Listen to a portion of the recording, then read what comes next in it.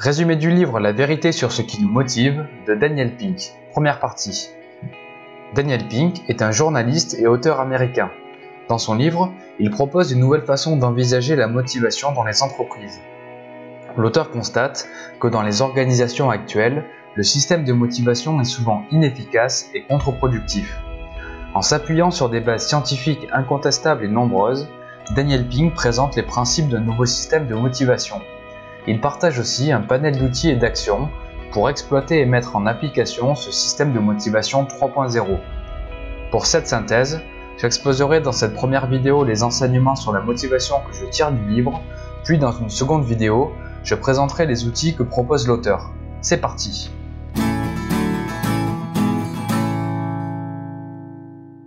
Les enseignements sur la motivation. Premier enseignement, il existerait 3 types de motivation.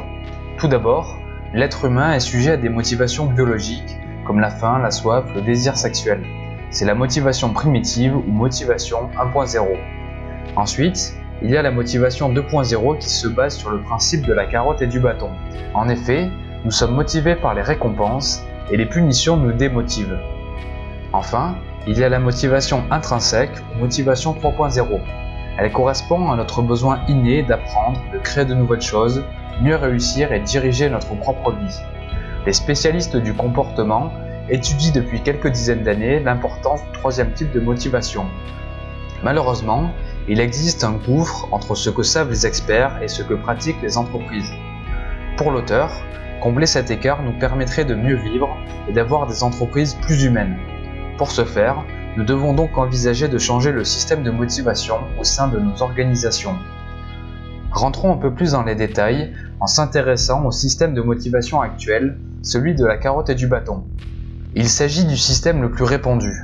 Du fait que le travail était éreintant et répétitif, notamment durant l'ère agricole et l'ère industrielle, l'homme a dû mettre en place des organisations basées sur un système de récompenses et de sanctions extérieures pour motiver les gens, par exemple avec des primes de motivation ou des sanctions disciplinaires.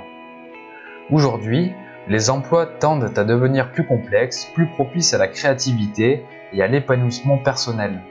Ainsi, le système basé sur la motivation 2.0 devient de moins en moins compatible avec une grande partie de notre activité.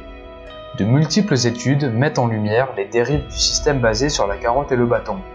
En voici une liste non exhaustive. Les récompenses inhiberaient notre créativité. Les récompenses dénatureraient un acte altruiste et chasseraient le désir intrinsèque d'accomplir de bonnes actions. Les récompenses encourageraient les considérations à court terme aux dépens du long terme. Et les récompenses inciteraient à chercher le chemin le plus court pour atteindre le résultat, quitte à s'affranchir de la morale.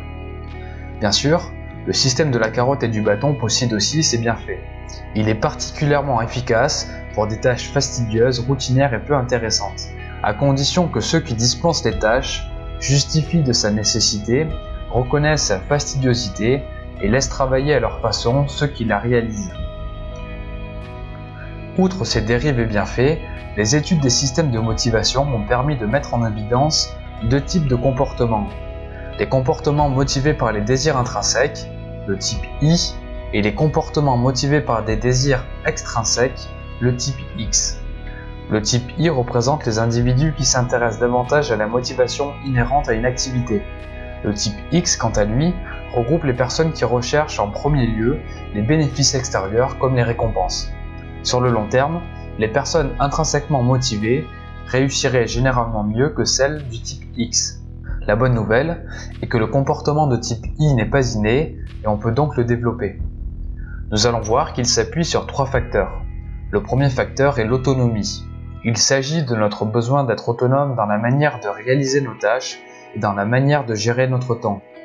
L'auteur constate que la majorité des entreprises ne sont pas en phase avec cet aspect de notre nature, puisqu'elles exercent un contrôle sur les gens qui nuit à leur autonomie. C'est typiquement le cas avec le contrôle des horaires, les structures hiérarchiques et la gestion des projets.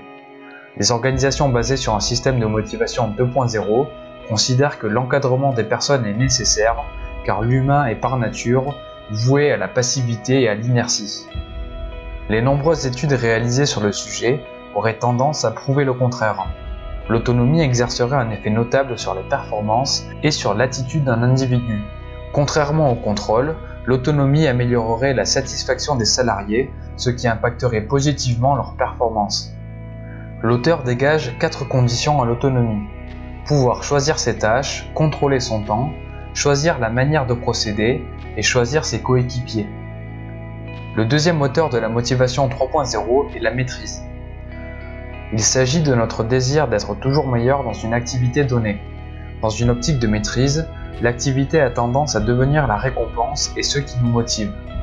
Des études comportementales ont montré que les expériences les plus satisfaisantes se manifestent non pas lorsque le résultat est atteint, mais lors de la pratique de l'activité.